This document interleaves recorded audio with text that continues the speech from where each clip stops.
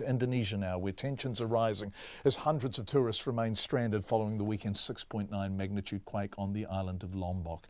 At least 98 people have been killed, 230 injured, and up to 13,000 homes damaged, forcing thousands of tourists to join those sleeping outside under tarpaulins as they wait to be evacuated from Lombok and the nearby Gili Islands. British tourist Jake Clarkson and his girlfriend are on the island of Gili.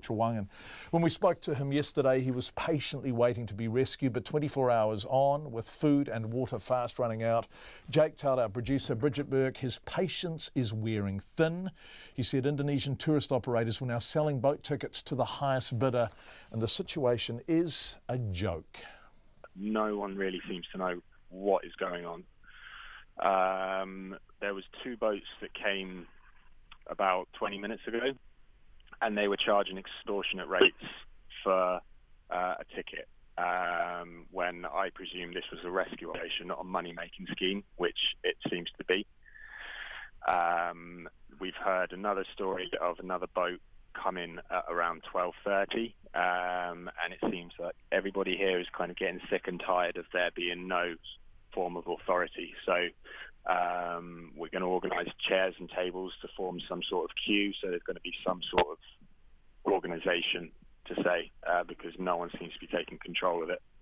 There's a very scarce amount of locals around at the moment. I'm literally looking around now, and I can't see a single Indonesian. One, two, 3 Indonesians in a group of, I'm guessing, around 200 to 300 people still stuck here.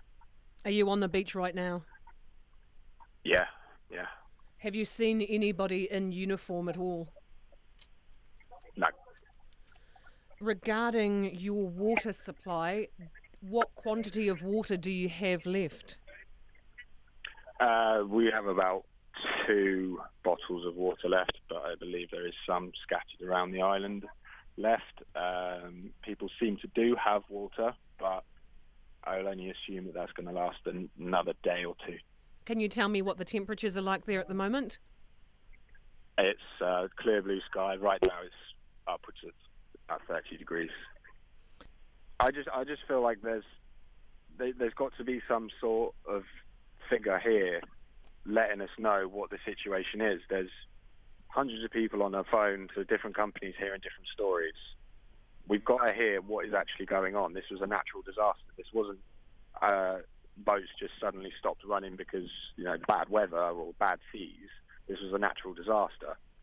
And there's been no form of support. There's been no form of clarity. There's been nobody to go to for a situation update. It's all just figure it out for yourself. And it's a joke. It's not the way things should run in a country that relies heavily on tourism. It's a country that is a beautiful place to go to, but the infrastructure in place when things like this happen is just not up to scratch. It's not going well. I used to sell holidays to Indonesia for a living, and I was passionate about this region, and to an extent I still am, but after this, it makes me wonder, why would you send somebody to this region when something like this would happen? And there's no support behind it. There's no figure to go to for some form of information. It's just highly, highly frustrating, and it's just confusing as well, because, as I said, there's just hundreds of different people hearing hundreds of different things that just contradict each other. So no one knows really what's going on. We've heard situations in Lombok that the roads they're impassable. We've heard that they are. We've heard the Lombok airport is closed. We've heard that it isn't. And if it is, there's a 15-hour queue. There is boats to Lombok, but there's accommodation. Can you get accommodation when you get there? What do you do once you're in Lombok? Do you get the slow boat? Do you get a fast boat? How can we get off the Gili Islands? Where do we go to next? There's just no clarity, and there's no one to go to, and it's just so frustrating that I'm just beginning to question why I even came here. What do you want most right now? What do you need right now? I want to get off this island. I want to go back to Bali, relax with my girlfriend, enjoy the rest of our trip. And I want somebody to come along and say, okay, everybody, there's a boat coming at 1 o'clock. Can you all please form an orderly line, women, children and families first, and then everybody else? There isn't that. It's when the boat came and they were selling tickets, it was just a woman on a table and people hoarding round her, and families rushing up saying, look, I've got a family, there's a family of 8 people, we've got young children, we've got a sick child. But people were there just so desperate to get off that they were just flinging money. I said I had the money in my hand and I had 2 tickets. She was okay.